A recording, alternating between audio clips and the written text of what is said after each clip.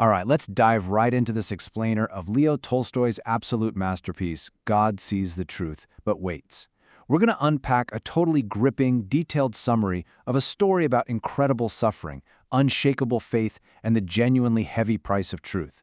It's one of those tales that really forces us to stop and think about the whole nature of justice, and it does it by giving us arguably one of the most heartbreaking character arcs in all of literature. So right as our main character is packing up, getting ready to head out to a summer fair, his wife literally begs him not to go.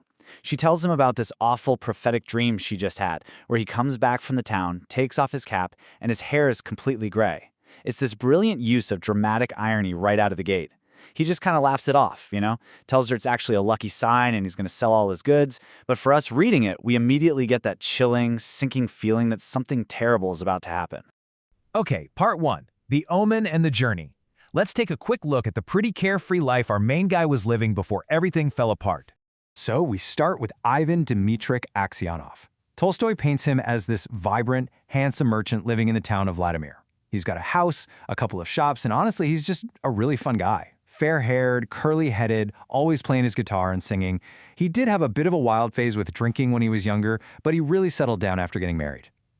Basically, he's just a happy, responsible family man heading out to the Nizhny Fair, completely oblivious to the absolute nightmare that's waiting for him. When you look at the timeline of his journey, it's wild how just completely normal, everyday choices put him in the worst possible spot. Halfway to the fair, he bumps into a merchant friend. They have some tea, decide to stay at an inn, and book adjoining rooms. Because Aksionov likes traveling while it's still cool outside, he wakes up his driver before dawn, pays the bill, and hits the road. About 25 miles later, he pulls over to feed the horses, gets a samovar going for tea, pulls out his guitar, and is just relaxing on the porch. Sounds like a totally normal road trip, right? Moving on to part 2, a wrongful accusation. This is where Aksionov's perfectly peaceful morning gets entirely derailed. Just imagine the sheer panic here. Out of nowhere, a carriage pulls up with tinkling bells, and a police officer and 2 soldiers jump out. They immediately start aggressively interrogating Aksionov. Where was he last night? Why did he leave the inn so early? They're treating him like a hardened criminal. Then they unstrap his luggage and start tearing through it. And suddenly, the officer pulls a blood-stained blade right out of Aksionov's bag and yells, "Whose knife is this?" Aksionov is just frozen with fear. Now, the problem is, the circumstantial evidence here is incredibly damning. The officer drops the bombshell that the merchant Aksionov stayed next to was just found dead with his throat cut. And get this, the room was locked from the inside, so they assume no one else could have snuck in. Plus, they literally just found the murder weapon hidden in his bag. To make things worse, Aksionov is so in shock that he's stammering, his face is pale, he's shaking, and to the cops, that just looks like straight-up guilt. He swears he didn't do it, but honestly, in the eyes of the law, he's already doomed. From there, we watch the wrongful conviction systematically destroy everything he has. He's thrown into a cart in tears, his money and his businesses are seized, but the absolute gut punch? That happens when his wife comes to visit him in jail. She sees him in a prison uniform in literal chains, and she just faints. When she finally comes to, she remembers that awful dream about his gray hair, looks at him, and asks, "Vanya, dearest, tell your wife the truth. Was it not you who did it?" Knowing that the love of his life actually suspects him of murder, that's the moment his earthly spirit just breaks. He stops writing letters to the Tsar for a pardon. He realizes that human justice is blind, only God knows the truth, and that's the only place he can look for mercy now. All right, part 3, 26 years of exile. We're now entering the bleakest, longest chapter of his life in the brutal cold of Siberia, right after he's condemned and brutally flogged. 26. Just let that number sink in for a second. That is the staggering amount of time Aksionov spent rotting in a Siberian prison. Decades of backbreaking hard labor for a brutal murder he absolutely did not commit. He's completely cut off from the world, doesn't even know if his wife or kids are still alive.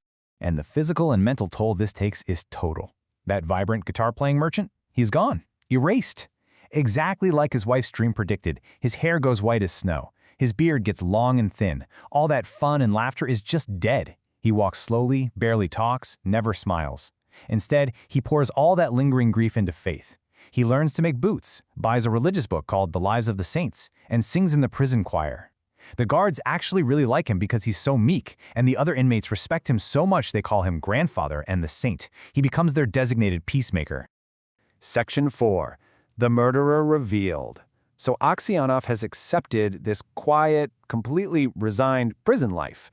But then, one day, everything is thrown into chaos when a new batch of convicts shows up, and one of them happens to be from Aksionov's old hometown. Enter Makar Semyonich. This guy is a tall, incredibly strong 60-year-old with a cropped gray beard. And right off the bat, he brings this loud, arrogant energy into the prison.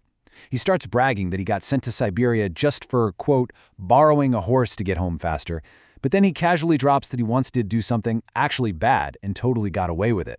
When Aksionov asks him for news about his family back in Vladimir, Makar recognizes who he is. And when the other guys explain why Aksionov is locked up, Makar literally slaps his knee, starts laughing, and goes, "Well, this is wonderful, really wonderful."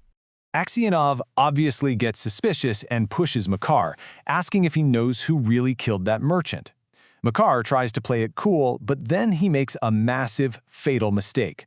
He says, "How could anyone put a knife into your bag while it was under your head? It would surely have woken you up."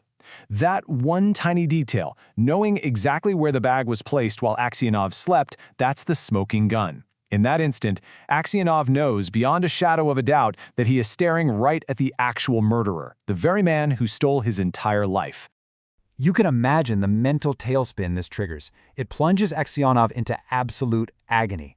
All night long, memories just flood back. He sees his wife's face exactly as it was on the day he left. He pictures his little kids. He remembers himself, young and full of life, playing the guitar on that inn porch. And then the dark stuff, the executioner, the whip, the heavy chains, and 26 years of stolen life. That saintly peace he worked so hard to build, totally shattered. It's replaced by this blinding, all-consuming thirst for revenge. He's so furious, he literally wants to destroy Makar, even if it means dying himself. So he spends about 2 weeks in this absolute state of misery. Then, one night, Aksionov catches Makar sneaking out from a secret escape tunnel he's been digging under his bed. Makar grabs Aksionov's hand and threatens to kill him right there if he snitches. Aksionov is shaking with rage, yanks his hand away, and says, "You killed me long ago." Well, the very next day, the guards find the tunnel. The governor comes in, lines everyone up, and starts demanding answers. Nobody breathes a word. Finally, the governor looks straight at Aksionov, knowing he never lies, and commands him before God to point out the guilty man.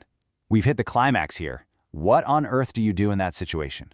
Which brings us to part 5, the ultimate forgiveness. Let's see how Aksionov handles this crazy spiritual test.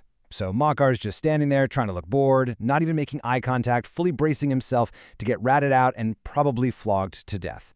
Aksionov is standing there, totally torn. He desperately wants Makar to pay for what he did. But then he catches himself and thinks, what good is revenge really going to do me now? Despite having been practically blinded by hatred for this guy for 2 weeks, Aksionov makes an incredible choice. He refuses to be the instrument of vengeance. He completely surrenders to his faith, looks the governor in the eye, and says he cannot tell because it's not God's will. And just like that, the investigation is dropped. Now, that staggering act of mercy, it does what 26 years of hard labor couldn't do. It completely breaks Makar. It shatters his hardened, arrogant shell. Later that night, in the pitch dark, Makar creeps over to Aksionov's bed, and he just spills everything. He whispers a full confession that he murdered the merchant, stole the money, and hid the knife. He even admits he was originally planning to murder Aksionov too, but got spooked by a noise and ran. Then Makar literally collapses to the ground, sobbing, banging his head on the floor and begging for forgiveness, swearing he'll finally confess to the warden so Aksionov can go free. Aksionov just looks at him and says, "It's too late. His wife is gone, his kids have probably forgotten him, his life is over." But then, watching this man who ruined his life weeping so pathetically, Aksionov starts crying too. And in this incredibly powerful, moving moment, he tells Makar, "God will forgive you. Maybe I'm 100 times worse than you." Instead of gloating or standing over his defeated enemy, he genuinely humbles himself. Now, this is the real turning point, the absolute core of the story. The second Aksionov speaks those words of genuine forgiveness, something miraculous happens internally. His heart just grows incredibly light. All that agonizing homesickness, the bitter resentment about his stolen youth, the anger, it all just evaporates. By choosing to let Makar go, Aksionov completely frees his own spirit. He drops the crushing baggage of the last 2.5 decades. He actually stops wanting to leave the prison altogether.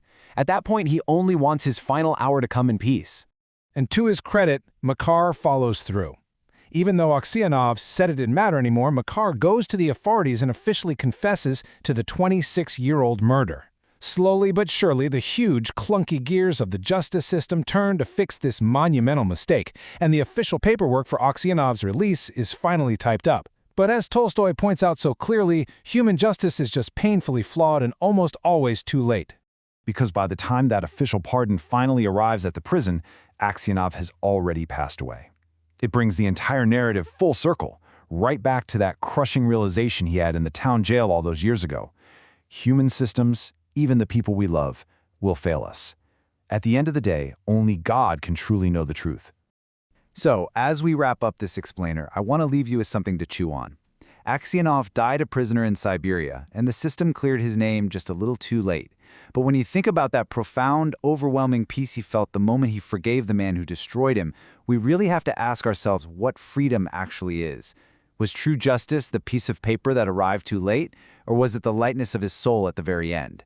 It's a seriously powerful reminder of how we handle a world where God sees the truth, but waits.